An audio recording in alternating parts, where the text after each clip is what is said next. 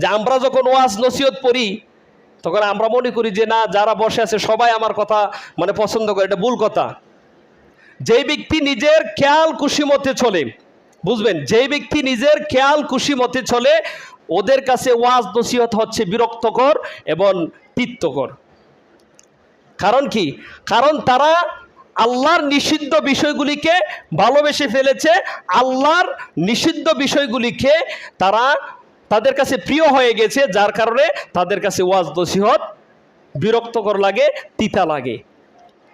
বিশেষ করে ওই লোকদের কথা যাদের সকল লক্ষ্য উদ্দেশ্য হয় দুনিয়া অর্জন, দুনিয়ার চাকচিক্য, টাকা পয়সা উপার্জন, হ্যাঁ, দুনিয়ার সম্মান মর্যাদা অর্জন করা, যাদের লক্ষ্য উদ্দেশ্য হয়, তাদের সামনে যখন আপনি হক কথা বলবেন, যখন ওয়াজ নসিহত করবেন, তখন তারা বিরক্ত হয়, ব্রুকুঞ্চিত করে। কারণ কি? কিছু মানুষ মনে করে যে দুনিয়ার অর্থ সম্পদ, টাকা পয়সা, সম্মান মর্যাদাই তাদের আখিরাতে মুক্তির কারণ হয়ে যাবে। আল্লাহ রসুলের শৈশব সম্পর্কে জানবেন, ওনার শিশু অবস্থায়, তারপরে যৌবন অবস্থায়, তারপরে নবুয়ত প্রাপ্তির পরে কিভাবে চলতেন, এগুলির থেকে শিক্ষা নেবেন, নিজেদের জীবনের সাথে নিজের জীবনকে কী করবেন, মিলাবেন। আপনার সন্তানদেরকে দিন শিক্ষা দিবেন। আল্লাহ রসুল সাল্লাল্লাহু আলাইহি ওয়াসাল্লাম জন্মগ্রহণ করার পরে ওনাকে হালিমাতুস সাদিয়ার সাথে পাঠিয়ে দিলেন। হালিমার কাছে লালিত পালিত হয়েছিলেন। কারণ কি? এখান থেকে যেন বিশুদ্ধ ভাষা শিখতে পারে, বিশুদ্ধ হৃদয়ের অধিকারী হতে পারে, সুষম দেহ গঠন করতে পারে। তো আপনি আপনার সন্তানকে কি করবেন? সময় দিবেন, সহবত দিবেন। সন্তান নষ্ট হওয়ার পিছনে যত কারণ আছে, 1 নম্বর কারণ হচ্ছেন পিতা মাতা সন্তানকে সময় না দেওয়া। কি না দেওয়া? যেই সন্তান পিতা মাতার সহবত যত কম পাবে, ওই সন্তান তত বেশি পথভ্রষ্ট হবে। কারণ পিতা মাতা হচ্ছেন সন্তানের আদর্শ। পিতা মাতা যেই চরিত্রের অধিকারী হবে, যেভাবে গঠিত হবে, সন্তানের চরিত্র ঠিক একইভাবে গঠন হবে। আপনাকে দেখে আপনার সন্তান শিখবে।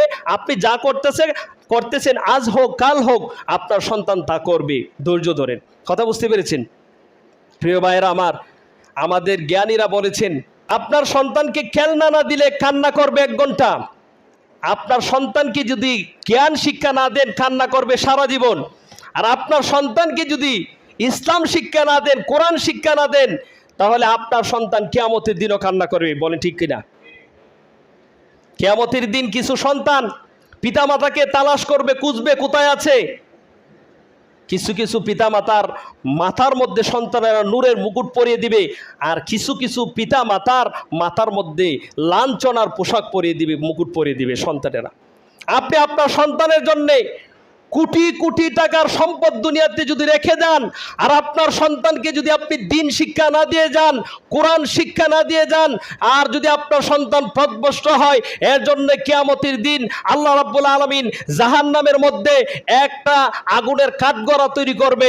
এর উপরে আপনাকে দাঁড়িয়ে হিসাব দিতে হবে, আপনি আপনার সন্তানকে কতটুকু কোরআন শিক্ষা দিয়েছেন, কতটুকু আদব শিক্ষা দিয়েছেন, কতটুকু দিন শিক্ষা দিয়েছেন, এই হিসাব আপনাকে দিতে হবে। এরপরে আপনার জান্নাত জাহান্নামের ফয়সালা হবে। তিতা লাগতেছে? যুবক ভাইদেরকে বলি, যৌবনকালটা হচ্ছে সূর্যের মতন। এই দুই প্রহরের মধ্য আকাশে সূর্যের মতন। এই যৌবনকালেই বাহুতে শক্তি থাকে, শরীরে শক্তি থাকে, ইবাদত বন্দেগী করার শক্তি থাকে। এই যৌবনকাল যদি অবহেলায়, অলসতায় কাটান, তাহলে কিয়ামতের দিন আল্লাহর কাছে আপনাকে জবাবদিহি করতে হবে, এই যৌবনকালকে কোন কাজে ব্যয় করেছেন। কথা বুঝতে পেরেছেন? আমার যুবক ভাইয়েরা, অসংখ্য যুবক ভাইয়েরা আছে যারা অবৈধ রিলেশনের দিকে দৌড়াদৌড়ি করে, অবৈধ রিলেশনের দিকে যায়। আরে ভাই, অসংখ্য যুবকেরা এখন বর্তমানে হারাম রিলেশনের মধ্যে লিপ্ত আছে। এটাকে আমি ভুল বলতেছি? আপনারা দেখেন না ফেসবুকে, ইউটিউবে? যুবকরা এখন সময় কোথায় কাটায় বলেন তো? মোবাইলে সময় কাটায়, অবৈধ রিলেশনের মধ্যে সময় কাটায়। এমন যুবকরা মনে করে যে অবৈধ রিলেশনের মধ্যে শান্তি আছে। আহারে, আমি তো এমন একটা বিবি আনতাছি পরীর মতন, একবারে দিনদার পরহেজগার। কিন্তু হ্যাঁ, এটা জানে না যে ওই শুরু থেকে জাহান্নামের কাজকর্ম দিয়ে, আল্লাহর অসন্তুষ্টি দিয়ে শুরু হয়েছে। এটার মধ্যে কোনোদিন শান্তি আসবে না। প্রিয় ভাইরা আমার, আপনারা দেখতে পাচ্ছেন বিভিন্ন মিডিয়াতে, পত্রিকাগুলির মধ্যে, অমুক ব্যক্তি অমুক মেয়ের জন্য ইসলাম ছেড়ে দিয়েছে, অমুক মেয়ে ইসলাম গ্রহণ করেছে, অমুক ছেলে খ্রিস্টান হয়ে গিয়েছে।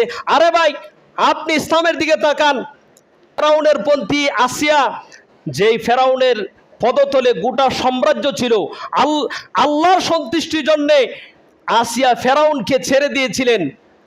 আর আপনি একজন সাধারণ একজন মেয়ের জন্য ইসলাম ত্যাগ করছেন, দিনের থেকে সরে যাচ্ছেন, নামাজ ছেড়ে দিচ্ছেন, হারাম কাজে লিপ্ত হচ্ছেন ও সারাদিন এক কথা বলছেন। কেন আপনি এত বিবেক হারা হলেন কেন?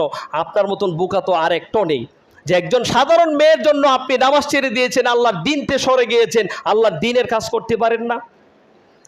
প্রিয় ভাই আমার, যুবক ভাই, আপনাদেরকে বলি, আজকে আমরা যাদের গল্প বলি, একদিন আমি আপনি গল্প হব।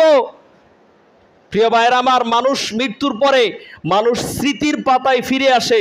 ভালো কিছু করে যান, দেখবেন ভালোর কথায় আপনাকে মানুষেরা স্মরণ করবে।